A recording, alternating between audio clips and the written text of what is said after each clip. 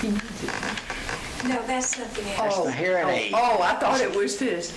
Today is the 17th of March, 2004, and we're at the Atlanta History Center on the Veterans Oral History Project for World War II veterans. We have a distinguished veteran to interview today, Judge Arthur Kaplan, and my name is Newell Tozer. I'm going to be talking to Judge Kaplan about his remarkable experiences in World War II.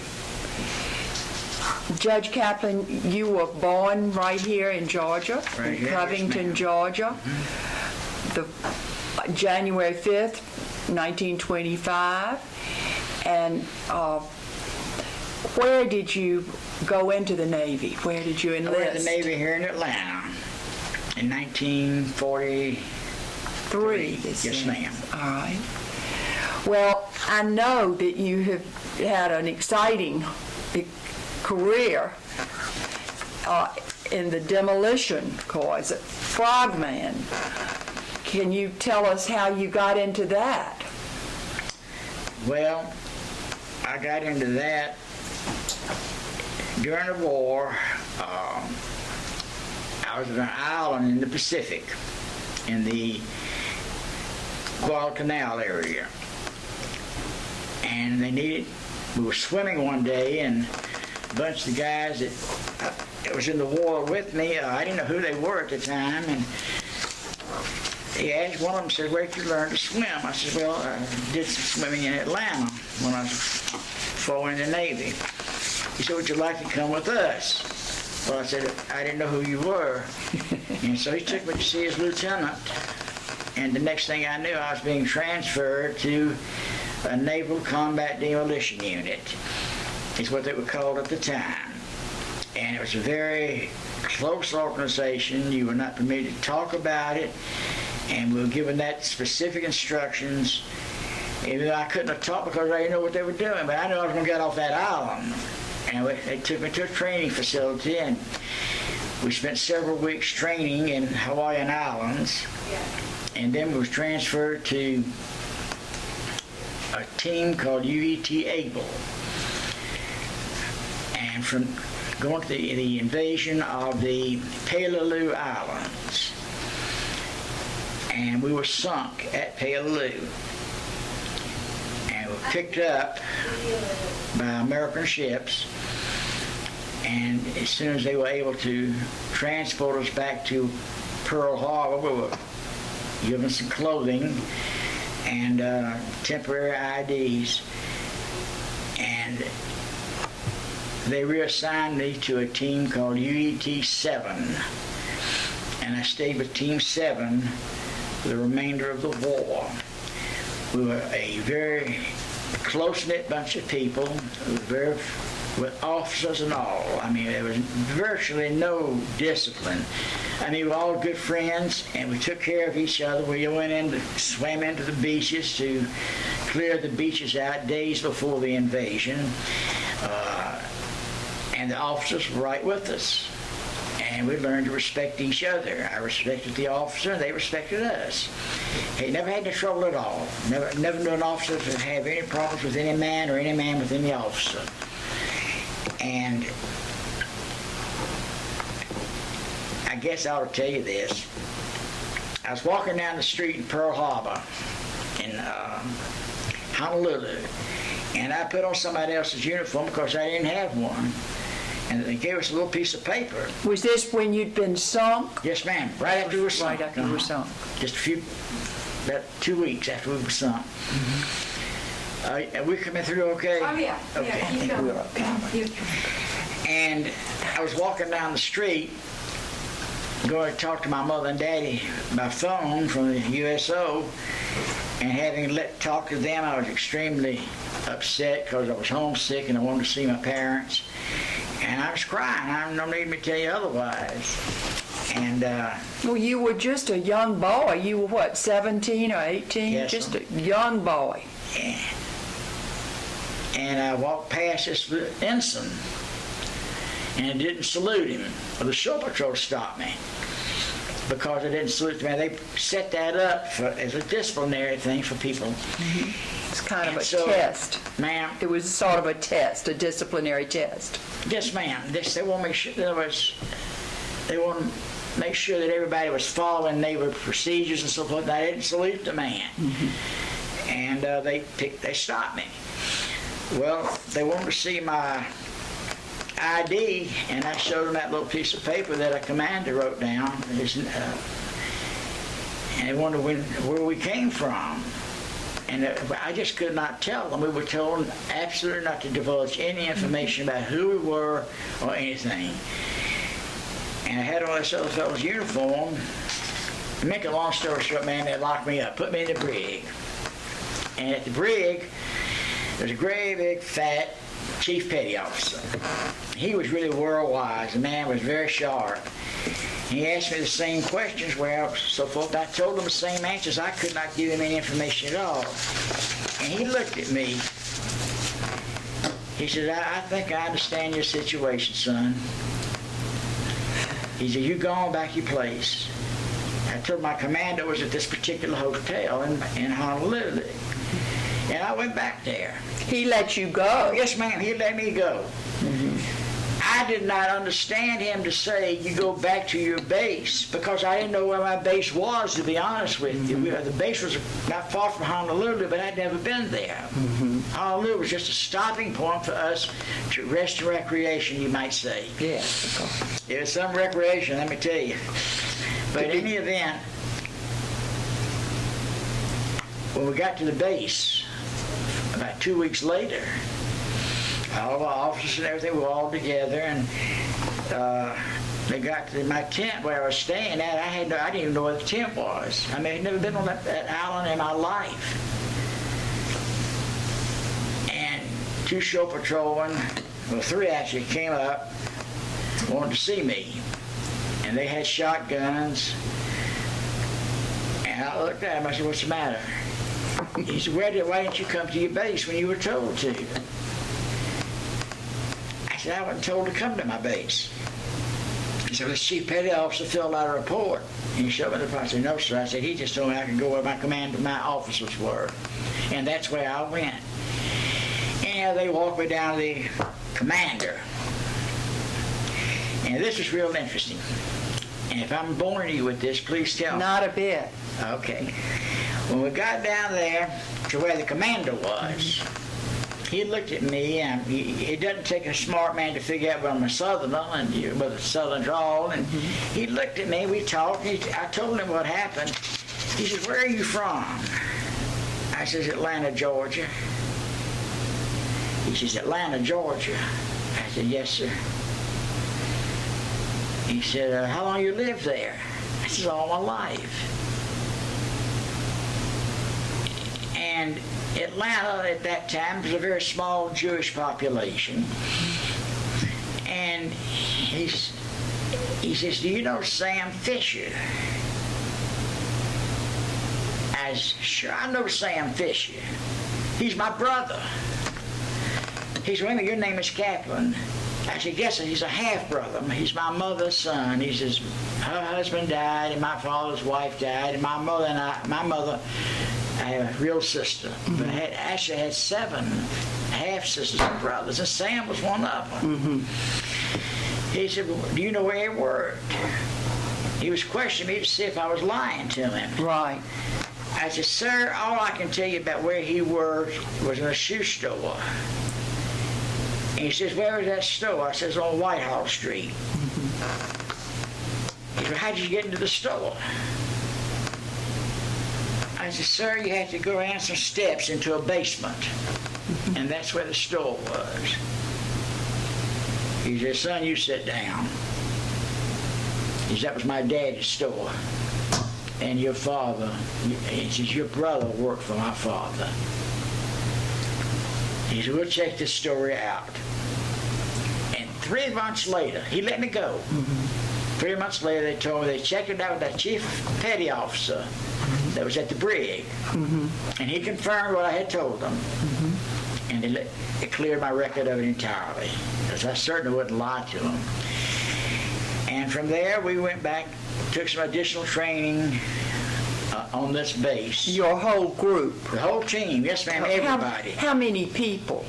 This is a picture of them right here, ma'am. Let's see. I think they made it. I'm not sure Oh, if she made good. a copy of that or I not. think she did. Well, that must be about 50. About 50, yes, ma'am. About 50 people on About your 50 team. people in the That's whole team, yes, good ma'am. group.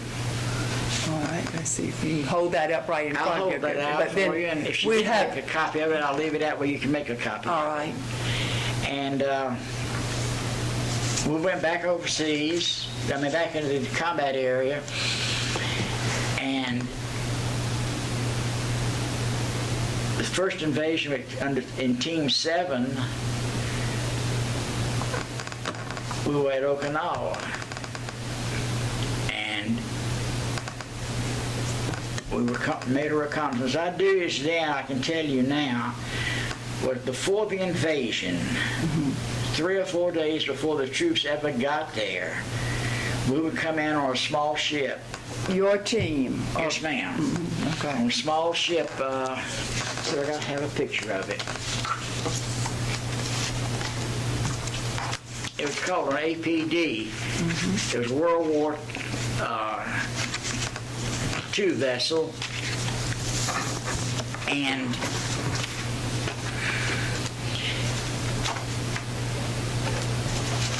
I'm sorry, I thought I had a picture of it, but obviously I don't.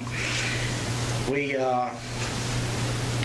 would swim in to the beach. close So to the that's beach. why your swimming ability. Oh, yes, ma'am, because you had to swim critical. a long distance and see what was underneath the water, had to, what they call Reconnaissance to the beach, to see how deep the water was at certain areas, and whether it was safe a landing craft to go in there. Also, the Japanese put these steel railroad ties into cement, and it was sink a landing craft boat.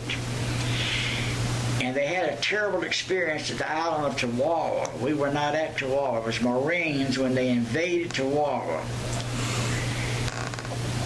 They could not get in because of these obstacles on the beach. I remember how bloody Chihuahua was. It was bloody. It was the bloodiest invasion the Marines, I think, ever had. I think they had 4,000 Marines killed in that invasion. It had to be a horrible thing. It was a horrible thing. And that's when the powers to be in the Navy, somebody knew about what the Naval Combat Demolition Units were doing, and they came out of the Seabees, the Navy Construction Battalions. And they were older people than I was, but they put us all together, and the Seabees were experts in explosives. And we all started working together, and they taught us how to do the explosives and how to go into the beach and blow those obstacles up so the landing craft could get in there. And that was a formation, actually, of the Navy underwater demolition teams. Nobody knew what they were. Nobody had heard of us before. Many of the officers in the Navy had no idea what we were. And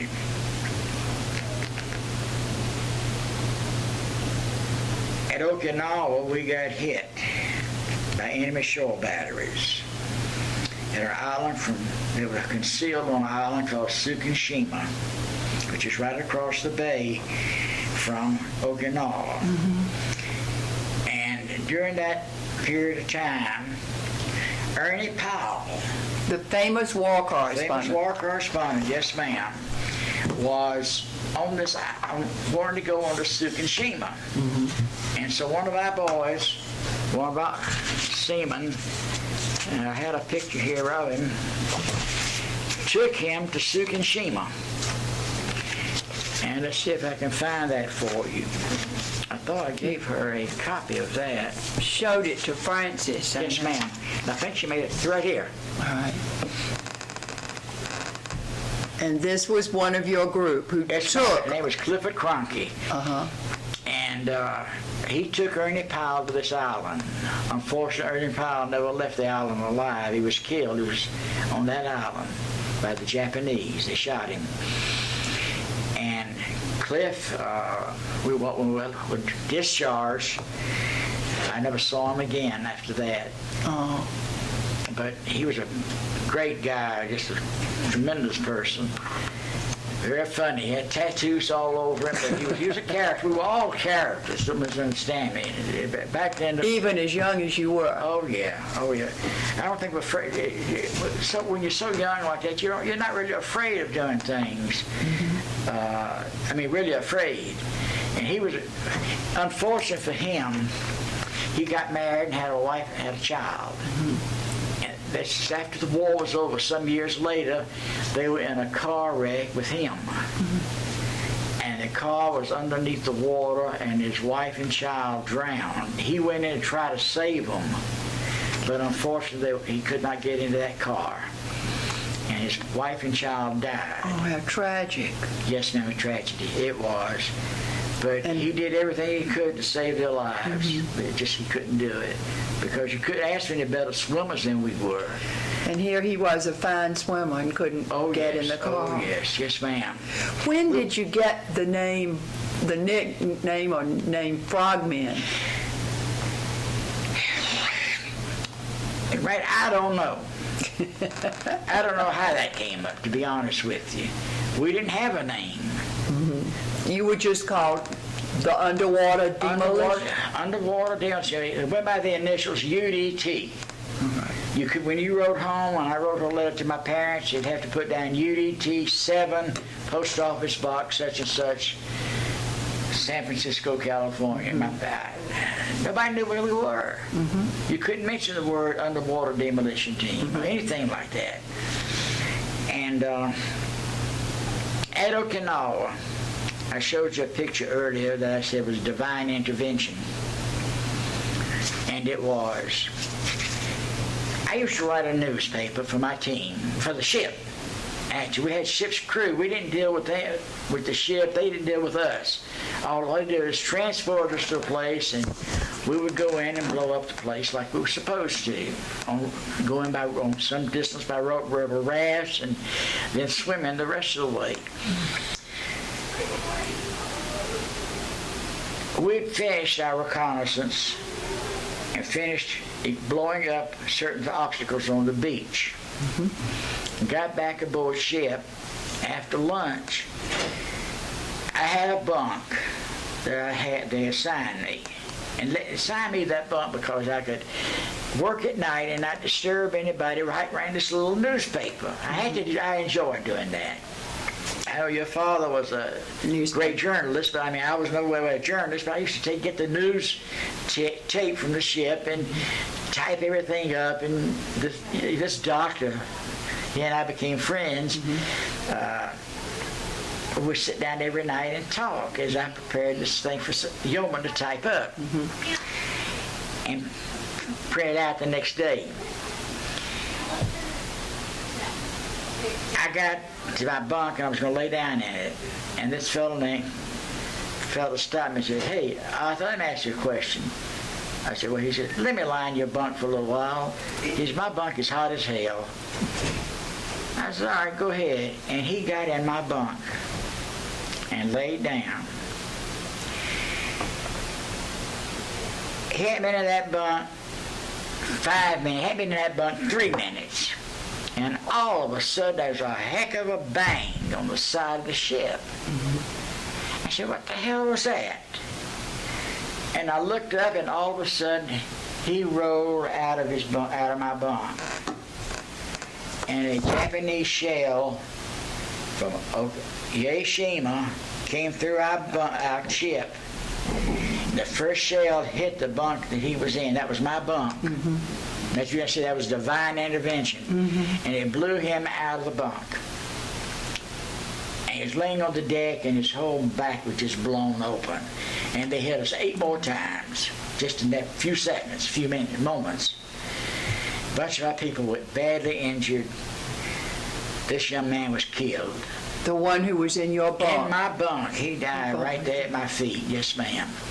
And I drug him into the sick bay, into the officers' mess, into the cafe where they ate. And they'd set up a hospital in there. And I started working with people that were injured. using first aid that I learned in the Boy Scouts. And ma'am, Wonderful. to this very day, I can thank the Boy Scouts for what they taught me, because we used the same thing then as we do now. And I later became a emergency medical technician instructor after the war was over.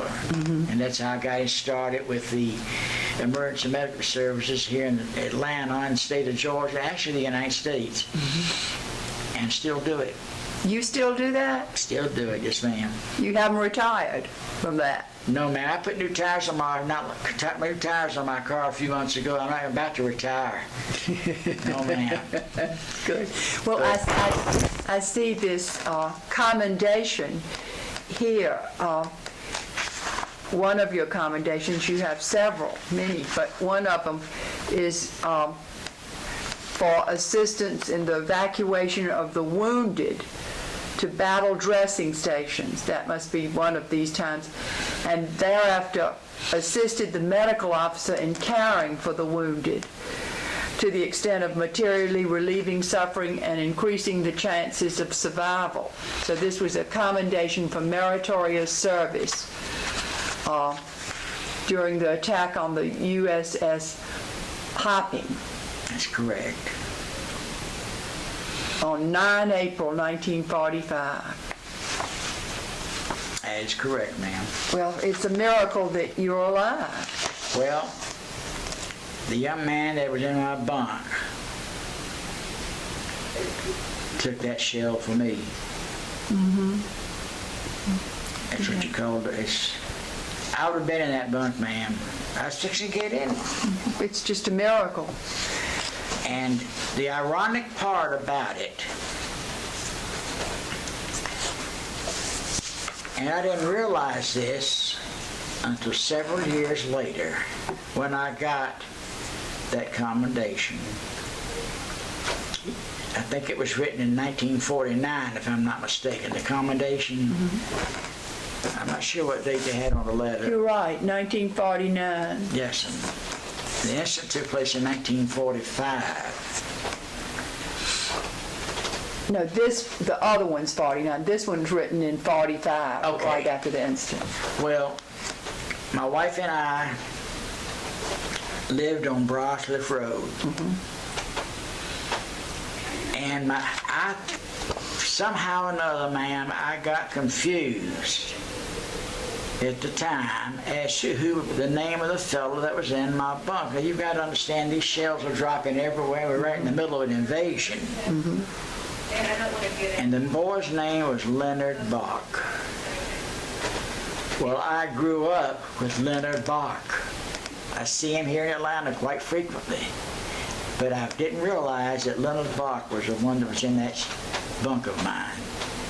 It was just a thing that, in a moment of panic, that happened. But Leonard Bach was a young man that had come to our team just months before this.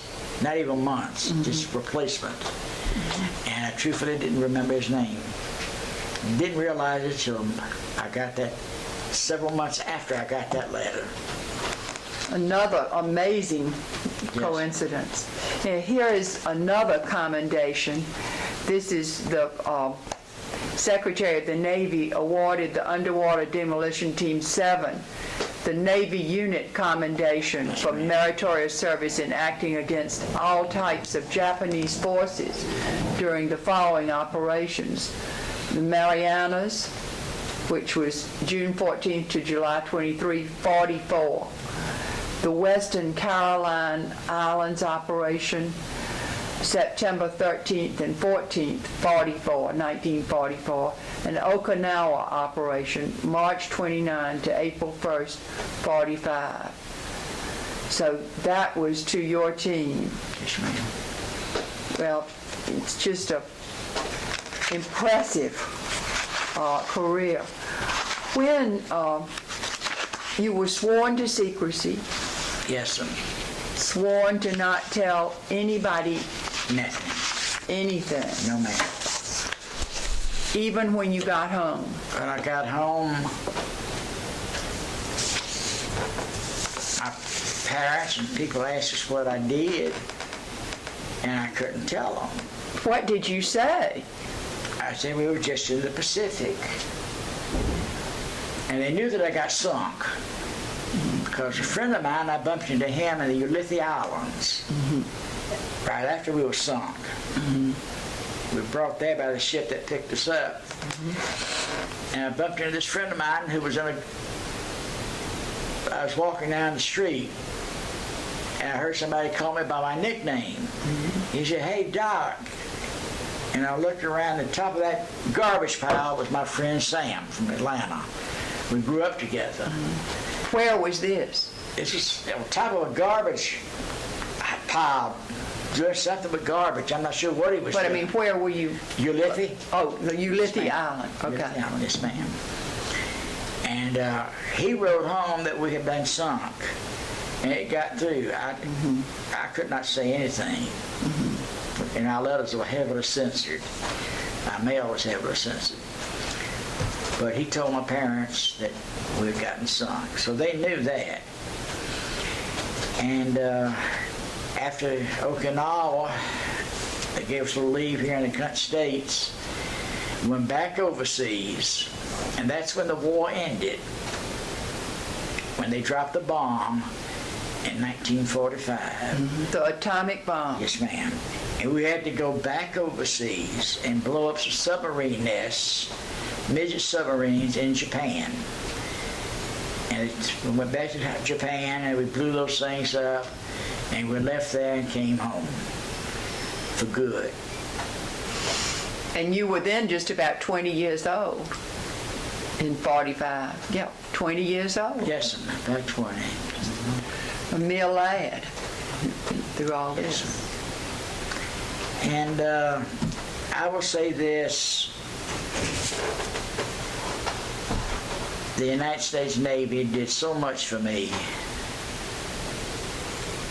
And it took a wild Indian, and I was wild back in those days. I don't mind telling you. But it made a man out of me. And all these different people here that you've seen, this boy here, his name was, he came through Atlanta after the war. And I had a bad tooth. He was giving me a fit, and the dentist couldn't figure out which tooth it was. And while he was here in Atlanta, the Piedmont Hotel, there was a woman had gotten up on the top of it, was going to jump off. And this fellow right here went up there and talked her down. He later became a minister. He was Mormon. And he was one of the finest people that I have ever known in my life. And he went up and talked her off. This is him going in, jumping into the ocean from a boat. When we went in, he swam, you see that thing around his head? That's a mask that we used to wear so we could see underneath the water. Today, the Navy SEALs now, they have all this fabulous equipment. I mean, they have everything they could possibly need. All we had were a pair of swimming trunks, a knife, fins, and a mask. That's all you That's all we had. had, yes, ma'am. Very little protection. Oh, And what would you do when you were we brought? would swim into the, we'd have to go in, swim about maybe a mile, mile and a half, 2 miles to get to the beach, because they didn't want the boats to be hit by the Japanese. And we would jump out of a raft, this rubber raft, into that raft and jump into the water. They would fall into the water. We'd swim in our line with maybe 15, 20 guys swimming in towards the beach. And we had a little plate on our legs. It was a plastic plate. And it had a pencil on it. And you would mark down certain things that you saw when you got in there. And Navy intelligence would take that and put it into a broad spectrum for the admiral and them to figure out how they wanted to go, the troops to go into that island. And then we would swim back out after we made that reconnaissance and go back in shortly after that and blow up the beaches. At that time, there were no troops there. No American troops were there. Ma'am, on April the 1st, the day of that invasion, the day before that, when we went to sleep that night, there were no ships there except the ship that we were on and maybe 2 or 3 other ships carrying demolition teams on it. You couldn't see anything.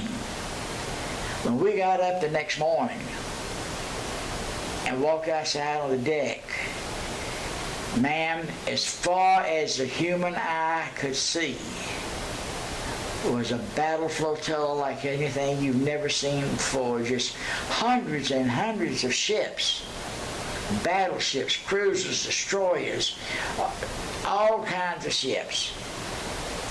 It was just actually unbelievable how they all got in there, and we didn't even know they were behind us until that morning. And it was a sight. Planes, American planes flying overhead, dropping bombs and strafing the island and so forth. There was nothing there when we went in that first day. First time we went into that beach. It was an experience. And you realize then what America is. It's like, I don't know what the commanding officer of the Japanese was in the picture Tora, Tora, Tora. I don't know if you saw it or not. Years ago. Ma'am? A long time ago. Yes, ma'am.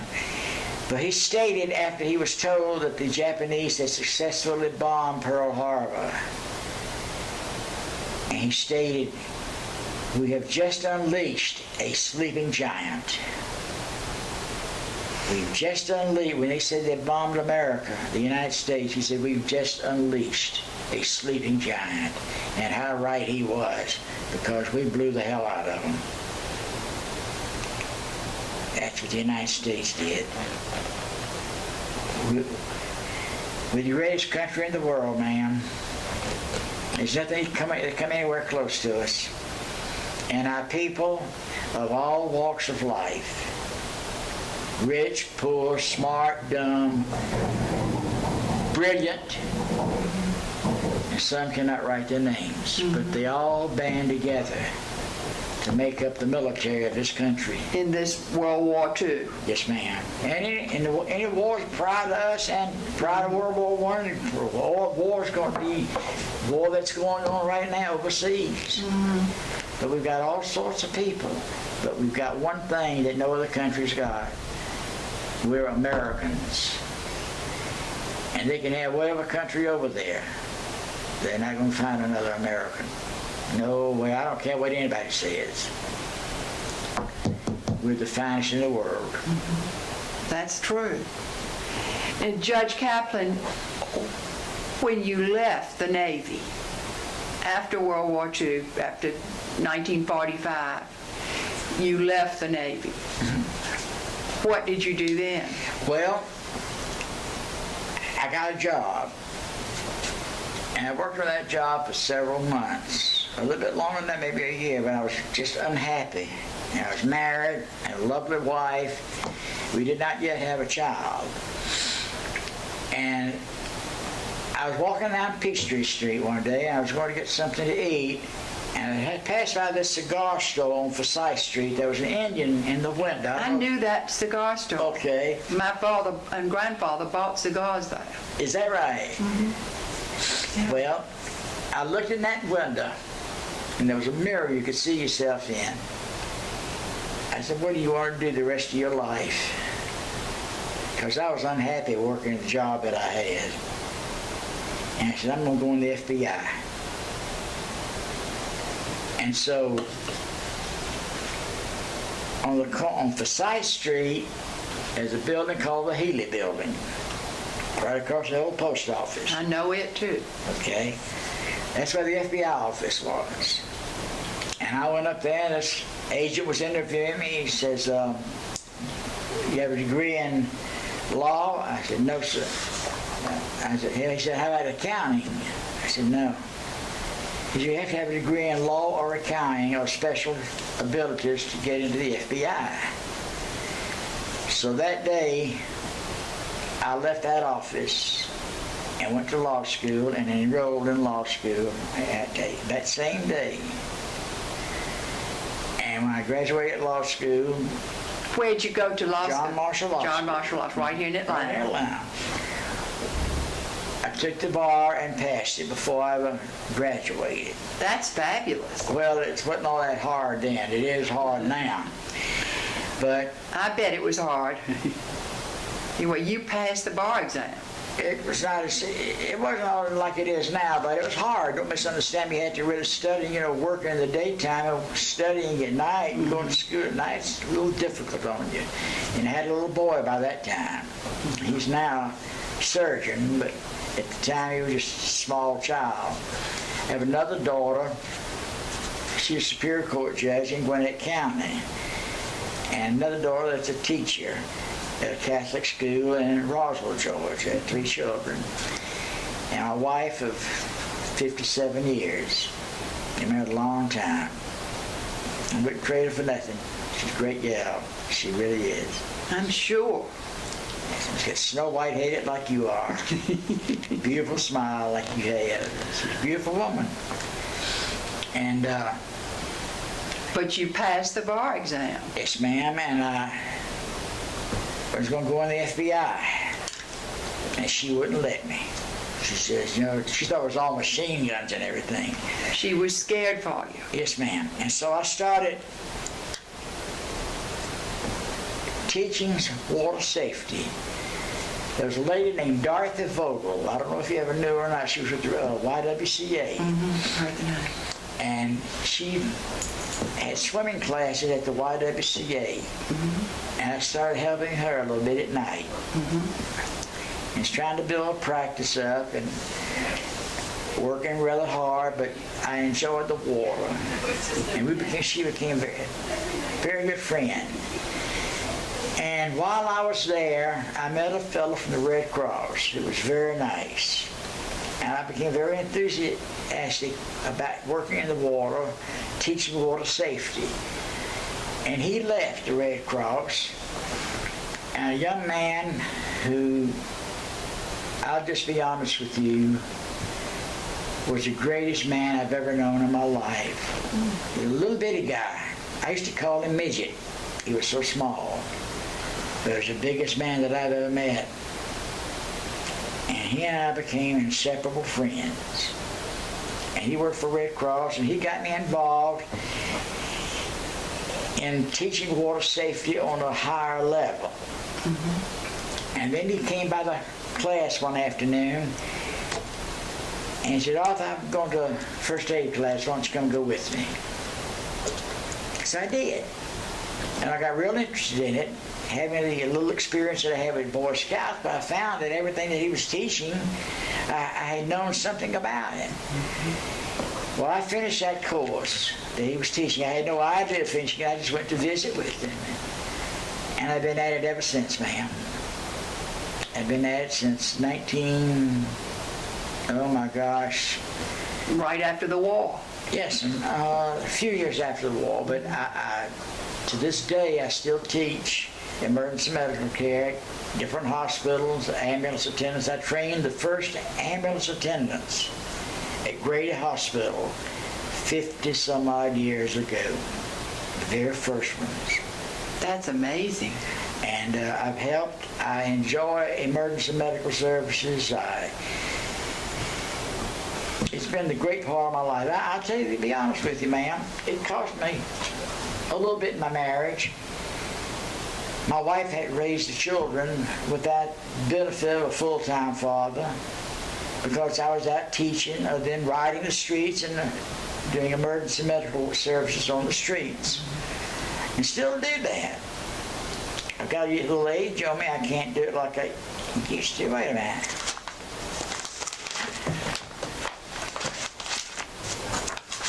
I brought this. I'll give this to you. I forgot to give it to Miss Westwood. This is the Georgia AMVET, Veterans State of Georgia, and they gave me their Silver Helmet Award for Americanism. And Colin Powell got it for military. Wow. This was back, 12, 15 years ago. I'll give that to you. Thank you very much. We'll put it with this file. Now, when did you get to be a judge? I became a judge about 30 years ago. I was working in the Municipal Court of Atlanta, and I stayed there for 28 years.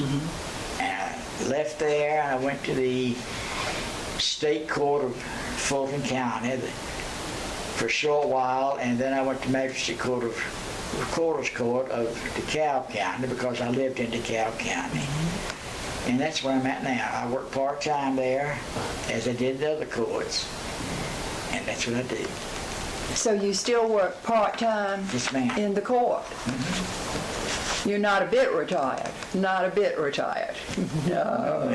Like I told you, I put new tires on my car a few months ago. That's as close to retiring as I'm going to get. So first you were a judge in Atlanta, Yes, ma'am. municipal court in Atlanta. Court, And then when you moved to DeKalb County? No, from Municipal Court of Atlanta, I went to the State Court, Magistrate Court of Fulton County, and worked there for about a year and a half. And then they realized I had to be a resident of DeKalb County, which I was not. So I lived in DeKalb County for all this time, and I just do a little time now helping out in Recorder's Court. Just gives me something to do. But I still teach now.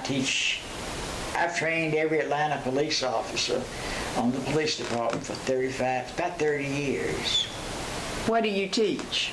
Teach trauma, how to keep a person alive, and critical wounds. Now, they go through a regular first aid course and CPR and so forth, but I come in and teach about a 4-hour course on how to keep a person alive with critical wounds, like gunshot wounds to the throat or the chest, and massive hemorrhage and airway loss and things like that, how to keep them alive. You have had a remarkable career. You really have. I want to go back to the frogmen All right. in the war. Here is an article from the Atlanta paper. I think it's the Journal. I can tell from the type that it's the Journal. Well, maybe it's not. Anyway. And it's about a movie called The Frogmen, a thriller. And it came out. I wish there were a date on this. There's not a date on here, but it came out, and this is when it was at the Fox Theater, I believe. Ma'am? I think it was. I think I read in this article that it was at the Fox Theater. Was this? It was at the Fox. That's what I think I read. Fox Theater. Here it is. 28 out of 67 men in this group made the grade. The thinned warriors now featured in the Fox Theater's exciting story of underwater warfare, the Frogmen. It says, another Atlantan, a frogman who went into the beaches of Okinawa and other Jap-infested islands in the Pacific 3 and 4 days ahead of the Marines, was at the opening of the Frogmen movie too. He is Arthur Kaplan, former Atlanta lifeguard and the only Atlantan to make the team of the underwater demolition service in World War II. When Kaplan was mustered out of the Navy in December 1945, he was told to keep his mouth shut. Don't talk to your friends, even relatives, his commander told him. The things you have done in the service are still top secret, unquote. It was not until he had seen these top secrets revealed in the Hollywood movie, the Frogmen Hollywood movie, that Kaplan was permitted to talk about his exploits. It was not until then that Kaplan could tell about how the underwater demolition team number 7 went into the beaches of Okinawa, Shima, Angua, how do you pronounce this one? P-A-I-A-U, and other islands to clear the beaches of underwater obstacles. As he sat restlessly watching the frogmen plant explosives in the shallow waters off Okinawa, Kaplan recalled how his team had planted hell boxes along the coast of Japanese-infested islands.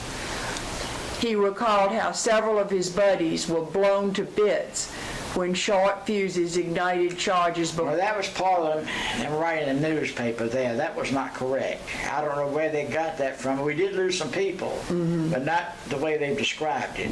Okay. He recalled how his team planted a sign on the beach of a tiny island which proclaimed "Welcome Marines," courtesy Underwater Demolition Team Number 7. After seeing the movie, Kaplan said it's every bit authentic. The underwater teams were organized after the Navy found they were losing too many men because of underwater booby traps and coral reefs. At first we were sent, this is quoting you, at first we were sent onto the beaches on rubber life rafts. We made reconnaissance swims and returned the next day with explosives to clear the beaches. But accurate rifle fire from the beaches soon mounted our losses, and the Navy designed the fins to give us more speed in the water. We were trained to swim 3 miles at sea. That's a long way. And to stay underwater for more than a minute. Several of Kaplan's buddies went into the harbors of Japan to destroy submarine nests, just as the picture shows. So here was a movie about what you did, the Frogmen, and it was only after that movie that you could talk to your family. But I saw that ma'am, and I saw that article in the paper. I didn't know a thing in the world about it. I got a call from somebody on the Atlanta Journal. To be honest with you, I'm not sure who that person was, and wanted to know if they could interview me. And had I seen the picture? I said, I had not seen the picture. I said, I just read the advertisement in the journal. And so they brought me a ticket to the Fox Theater, because I didn't have much money back in those days.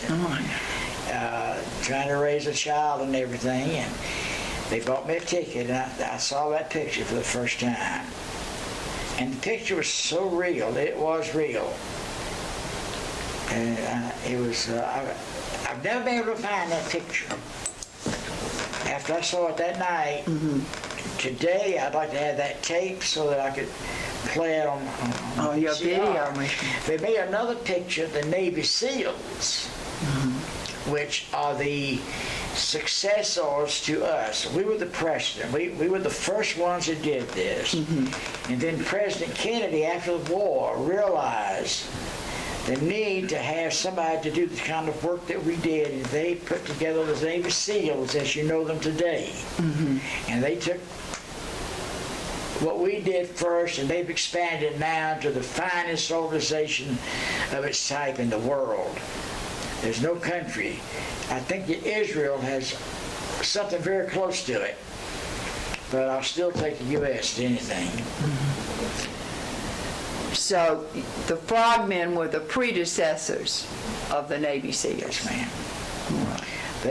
We were put together rather hurriedly because the beaches of Japan, of the Japanese islands, were heavily fortified with these different objects that would sink the ships and mines and things of that nature. We would go in there and clear those things out so the landing craft could land. It's a remarkable story. It really is, Judge Kaplan. I don't think they had anything similar in the European theater, do you? We did the same thing in the European theater. Oh, you did? Yes, ma'am. Not our team, other teams. But other teams did the same thing. Yes, ma'am. In the European theater. Now, they lost a lot more men than we did. A lot of our people were killed in Germany, in the invasion of France and so forth, because the Germans, they would shoot at them. And they did kill a lot of our people, officers and all. Blew their ships up, their boats up. Yes, ma'am, because, see, the Japanese were afraid to do that because our ships were so close in. Our big ships, they could somehow know they could know exactly where those big guns were, and they could hone in them and blow them up. from the battleships and cruisers and destroyers. But in Germany, they were more heavily fortified. And they shot a lot of our people, killed them. We lost a lot of people in Germany, far more than we did in the Pacific. Now tell me about This Is Your Life and being on This Is Your Life. Well, that was another story. I had a secretary for 27 years. Her name was Julie Donald. Her name was Julie Smith formerly, but she married this fellow. And I recall one night at home, my wife plays cards with these 4 girls since we got married. Every Tuesday night they played canasta or whatever they played. But anyhow, it was a Tuesday night. This lady called and wanted to know if I was there. And I said, yes, ma'am, I'm here. She said, well, is Frances there? I said, no, she's not. Could I have her call you? She said, never mind, I'll call her back. And she hung up. I didn't know the lady was calling from Los Angeles. I noticed that Julie, if I dictated something to her, it would be ready before I finished talking. She was that thorough, and she knew me like a book. And I began to notice little things about what I dictated was not quite ready yet, and I didn't know whether she's feeling bad or what. And I was teaching a class on a weekend. Is that time running out? No, we're fine. In Nebraska. I was speaking all over the country on emergency medical care and developing the EMS system as we have it today. And I spoke in a town in Nebraska, a small town. And then when I got back to the office that Monday morning, on Tuesday, Judy, the phone rang. She says, Judge, she says, a lady wants to talk to you. And this lady, she says, her name was, I'll tell you her name in a minute. I forgot it, to be honest with you. She says, would you come to St. Joseph Hospital in Los Angeles and put on the program that you did in Nebraska? I said, how'd you know about that? She said, one of our doctors was there. I said, ma'am, nobody from your doctors were there. I said, I knew everybody that was there. There was no doctor there from St. Joseph. She said, sir, there was. I said, well, she said, I asked her what his name was. She gave me his name, Dr. Mandel something. I said, ma'am, you've got the wrong person. I don't know who you are, but you've got the wrong person. She said, no, I don't think so. Will you come? And I said, well, if you send me a ticket, because I'm not about to go to California. She said, okay, we'll send you a ticket. And she says, when can you come? She gave me a date a week away. The next 2 days later, she called back to the ticket get there. I said, yes, ma'am. She says, are you coming? I said, well, I've got a nephew that lives out in Los Angeles. I'll call him. And I said, yes, ma'am, I'll come. So I called my nephew. They put him on then he knew about this. And he says, I went out there. I'm trying to think of this lady's name. Don't worry about it. Okay. And she and I didn't get along too well on the telephone. And then when I got to California and got off the plane, she was standing in the lobby, where the plane docked at, and had my name on the sign. And I went up there and I introduced myself to her. And she's a little bit disheveled looking woman. And I already had some problems with her on the phone. Because I knew something was wrong. It just didn't make sense about the man from Nebraska, heck, that man did not exist. And I just couldn't understand all this. Anyhow, we were walking down to the baggage counter. And I picked up my bag and we're walking out to her car.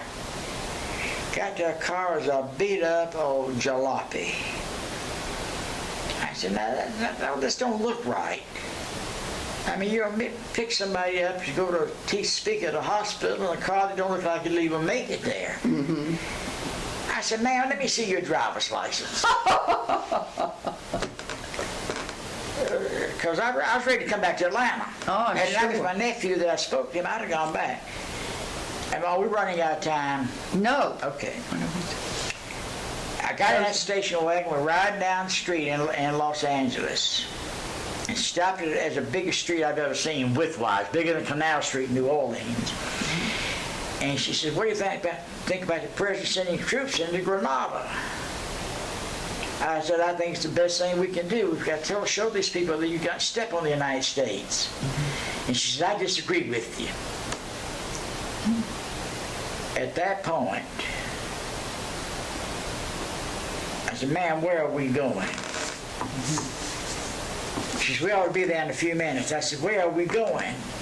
And she said, to a hotel down here. And she said, there it is right there.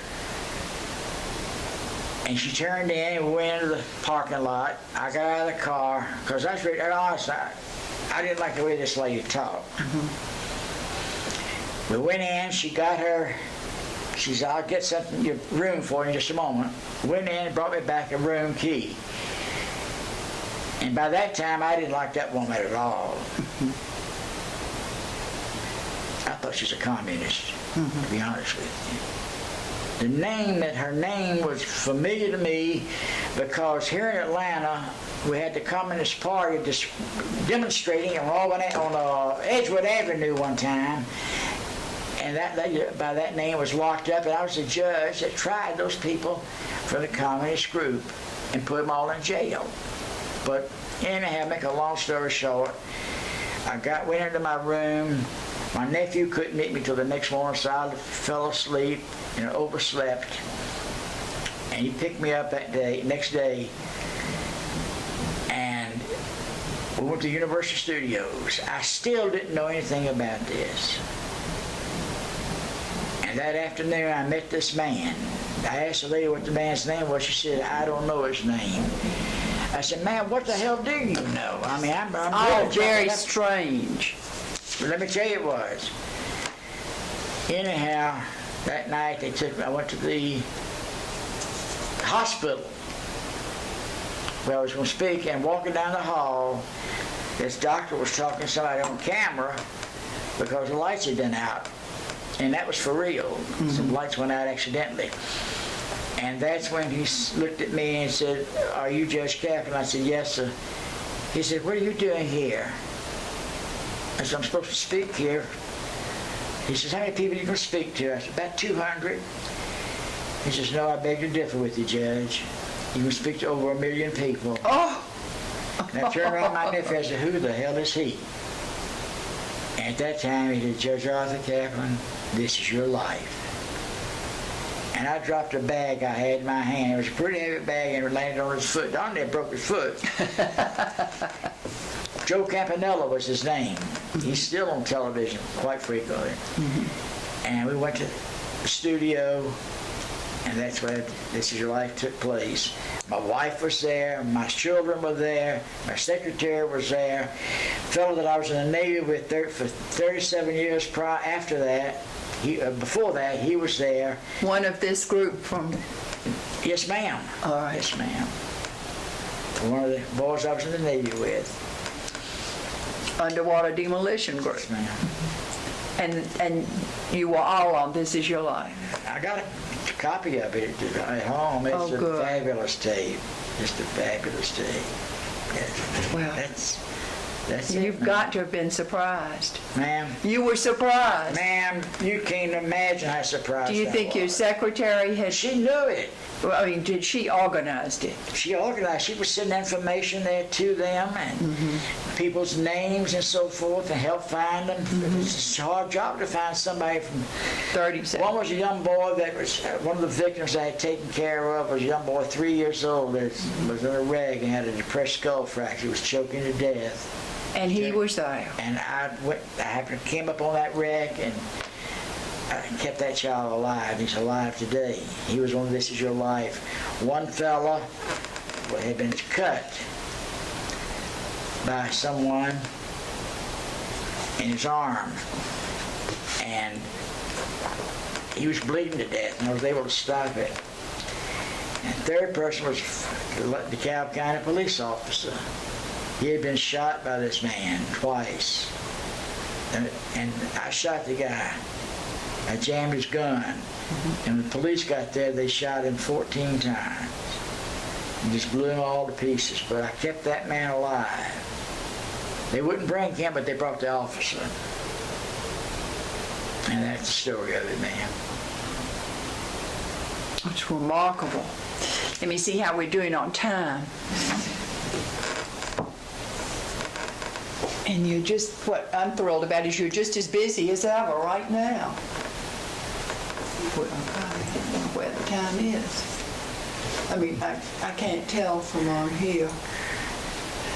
I know we've got a little bit longer anyway. Can see, if you had to choose some of your wartime experiences, which one would you say was most significant? It would have to be Okinawa.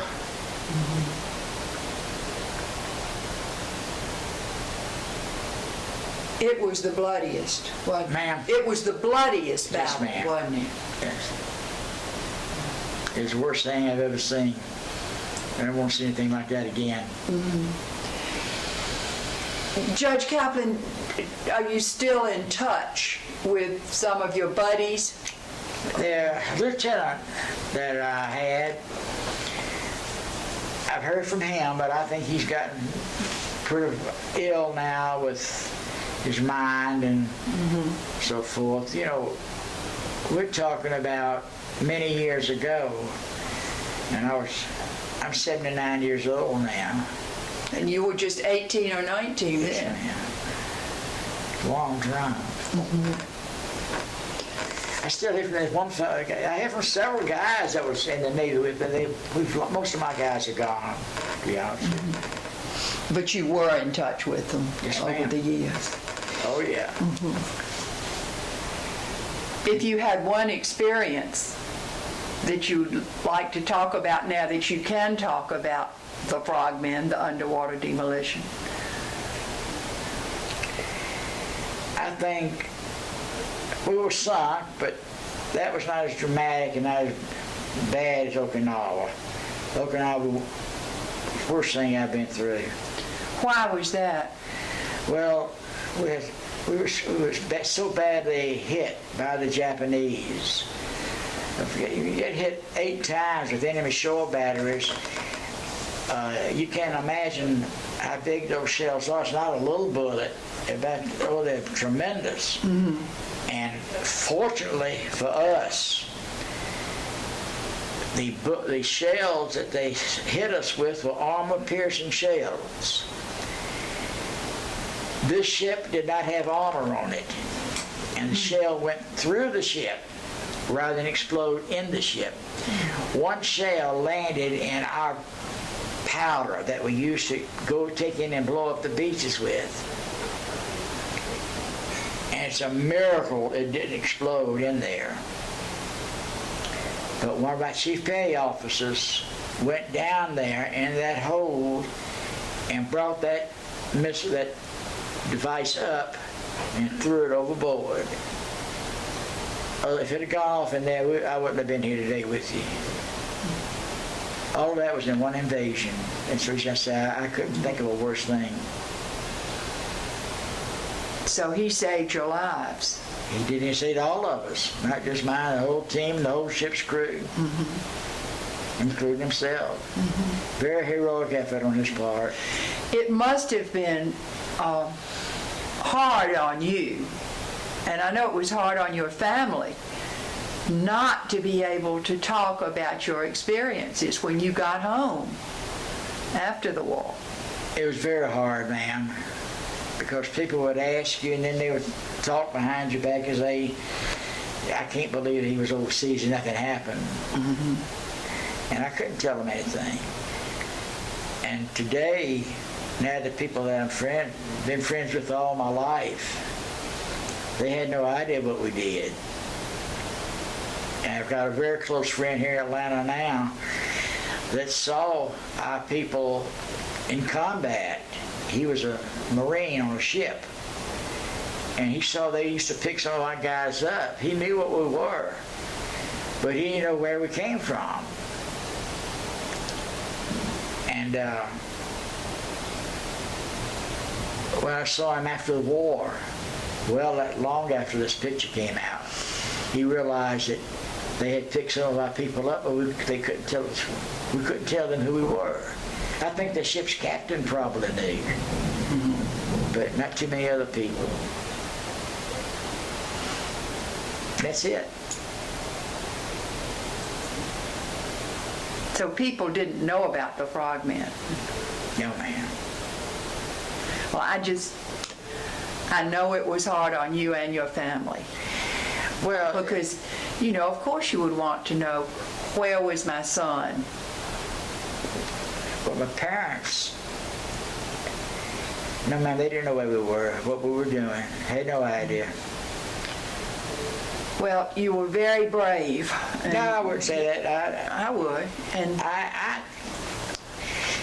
I enjoyed the Navy so much. And as bad as some of these things were, you developed a comradeship, friends that you could never forget. This man right here was our commander. This was a burial ceremony of the fellow that was in my bunk.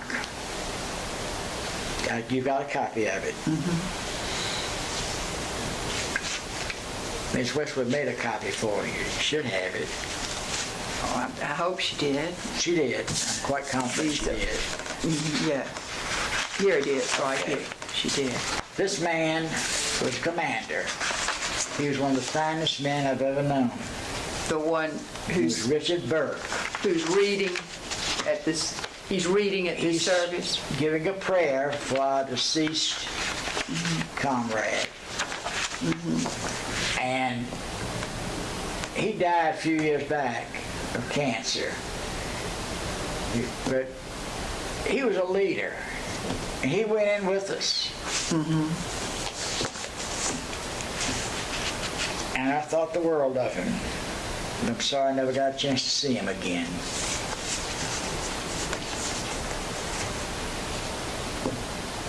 Where were you when this bomb went off and the explosions went off? Where am I? Where physically? Which island, or do you remember on what ship? Okinawa. That was Okinawa? Yes, ma'am. Yaeshima, which is right across the bay from, it was in the, yes, ma'am, it was Okinawa. All right. Because I'm not exactly sure where we were at the time that this picture was made. And what was the name of your... Richard Burke, B-U-R-K-E.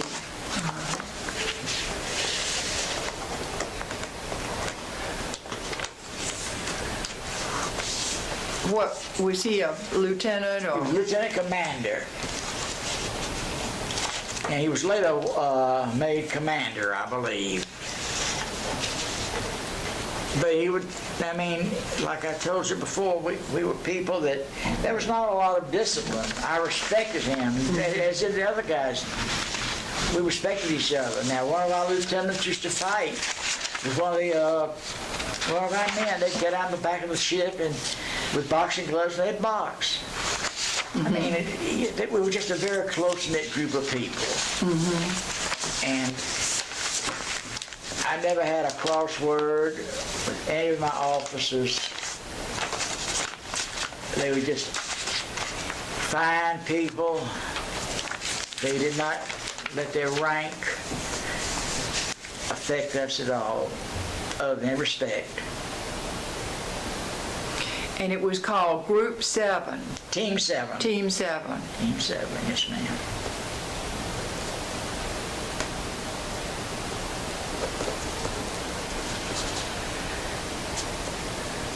Navy demolition. When do you suppose they thought up the nickname Frogmen? Ma'am, I don't know how that name came about. I really don't. All I know is they didn't know who we were in the water. They don't know where we came from. We'd be gone before they could bat an eye. Like I told you before, on this hospital ship, we went by to see one of our guys. Several of our guys on the hospital ship were taken off of the ship that we were on in Okinawa. Mm-hmm. And we went on the hospital ship to see how they were doing. Mm-hmm. A couple of days later and saw all these nurses, and boy, all we had on now was a pair of swimming trunks, a pair of canvas shoes, and we had our fins with us, mm-hmm. and the knives, and we went in to visit our friend. And when we saw these nurses, 18-year-old, 19-year-old guy, when we see some beautiful nurses you hadn't seen in a long time, we were really so off for them. Mm-hmm. So we jumped, after we talked to our friends as we were leaving, instead of going down the gangway, we just jumped off the ship. It was way up in the air. They thought we were crazy. And I understand that one of the people on the ship asked the captain, he says, "Who are these guys?" He says, "I don't know who they are. They're half fish and half crazy." That's a good way to end it, I think. Half fish and half crazy. Unless there's something else that you want to add. No, ma'am, I think I've talked enough. Oh, I don't know, but because I've loved it, and I never knew about the Frogmen before. So I've truly enjoyed it and loved it. So it's not enough, and if there's anything... Well, it just shows you the ingenuity of Americans, what they can do. Every walk of life was in that team. In your team? Yes, ma'am. All different kinds of people. All different kinds of people. Every walk of life. Mm-hmm. I'm just a young boy, but I was going to become a doctor. That's what I was going to do. Mm-hmm. I couldn't have made it. I didn't have the mind to be a doctor, but I thought I could. Well, you've made many doctors and you've taught all these medical things, and we are so grateful to you. Well, thank you, Arthur Kaplan. Thank you, Judge Kaplan. It's been a privilege. Now let me go get Frances Westbrook, because she has not copied this. We need to copy this. Okay. And see what to do. And, if there's anything that you want to add, we can still add it. I think we've got about everything I can think of.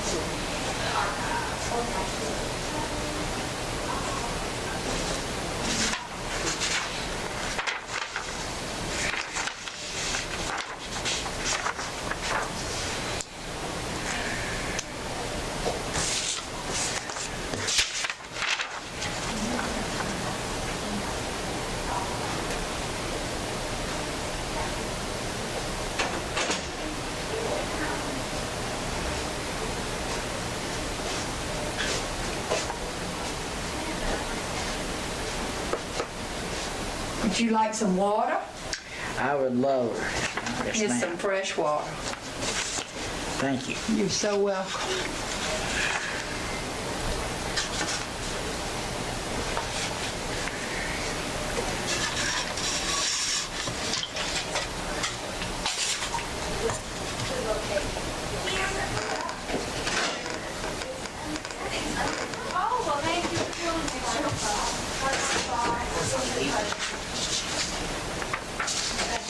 or something. Okay.